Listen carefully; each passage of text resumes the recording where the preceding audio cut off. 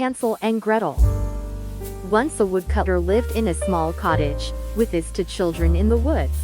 Their names were Hansel and Gretel. They had a stepmother who did not like them.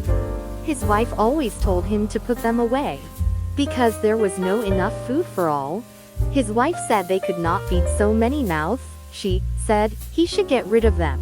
She told him to take them far away in the forest so that they could not find the way back home. The children heard the stepmother talking to their father. The woodcutter was feeling sad for his children, but his wife shouted at him. Finally, he decided to do so. The brother told his sister not to fear. If they live us in the forest, we will find the way home. After comforting his sister, Hansel went out of the house. He collected as many tiny stones in his pocket and came home.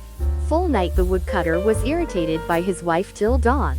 He led both the children out in the woods. But as they went in the depths of the trees, Hansel dropped some stones here and there in the mossy area of the ground. But the children now knew they were alone.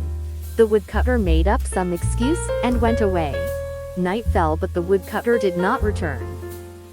Gretel began to cry bitterly, and Hansel was also scared, but he tried to hide his feelings and comfort his sister. Hansel promised his sister that he would take her home, even if the father did not come for them. That was a full moon night, and Hansel waited for the moonlight to pass through the trees, so that they could see the way. "Now give me your hand," he said, "we will safely reach home."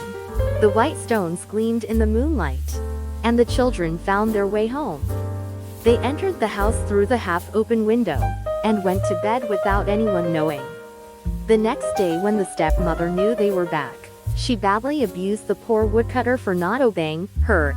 She kept the children locked in by giving them hard bread and just water. The woodcutter was now feeling ashamed and scared in front of the children because he had not obeyed his cruel wife.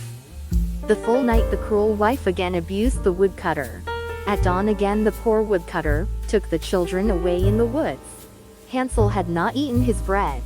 When he passed by the tree, he threw some breadcrumbs so that he would find the way back home. But he had forgotten the hungry birds in the forest. The forest birds followed Hansel behind and ate all the bread. The woodcutter again made an excuse to leave the children alone in the forest. They searched for the breadcrumbs which were eaten by the birds. Now they are lost in the forest. The hungry children enter a gingerbread house.